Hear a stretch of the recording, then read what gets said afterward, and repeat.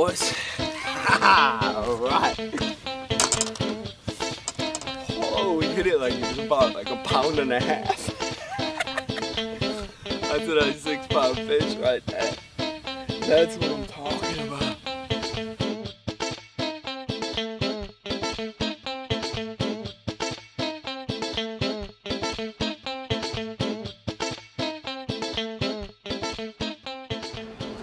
Hey guys, I wanted to take a second to show you how to rig the Big Easy. In my opinion, how you rig it is almost more important than how you fish it.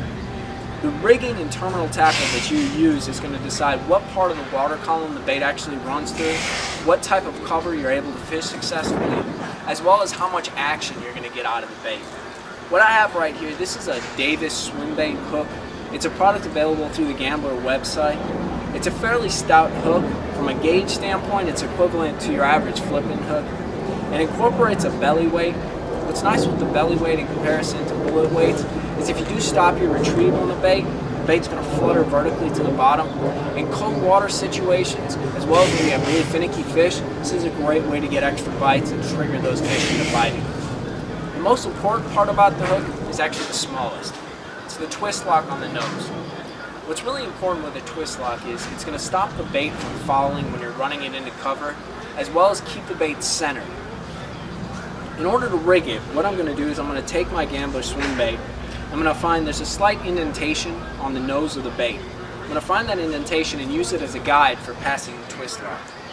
So using just a little bit of pressure, I'm going to take the twist lock and begin to thread the bait onto the twist lock. You don't need to press real hard, just enough to get it started. You'll thread the bait almost up to the eye of the hook, but not over. If you do go over, it tends to inhibit the action quite a bit. You get a nice roll with the bait kind of free-flowing right there. And if you go over that eye of the hook, it's going to inhibit that roll through the water. To hook the bait, you want to just press it up just slightly and find the trench in the bottom of the bait. Go ahead and insert the hook in that trench right in the middle, just like so, and bring the hook out the trench located on the top of the bait. It'll look just like this. Here's where you need to make a decision. Depending on the heaviness of the cover you're fishing, you can actually skin hook the tip of the hook. In order to do that, all you're going to do is lay the tip of the hook back in that top trench, push the bait up on the hook just slightly, and allow the tip of the hook to penetrate the top of the bait. If you're fishing really heavy grass, wood, etc., if you're skipping the bait up in bushes, you're going to want to skin hook it. If you're fishing open water situations or situations with fairly light cover, you can just leave the hook tip exposed. That trench on the top of the bait actually provides for fairly good protection in regards to keeping the bait weedless, and it'll cover you in lighter, if you're going over the top of hydrilla or something along those lines where you're not actually dragging the bait into the grass. That's the way you know. That way you're going to get the most action out of the bait, and it's a sick presentation.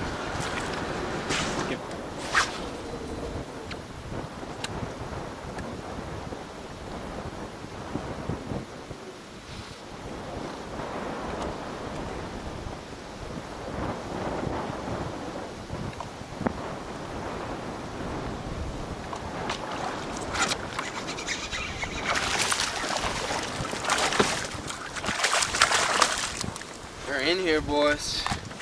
They are in here like mad. It's a good fish. That's about a 3-pounder right there. Just crunched it. I'm putting a little, man, oh man. I hope you saw how I slammed there.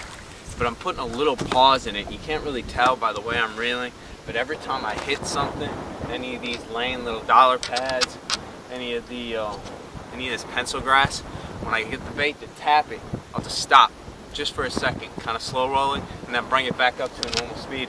And they're not really slamming out of the water too much, but they're just coming up and whacking it as soon as I do that. Woohoo, Nelly! That's good stuff.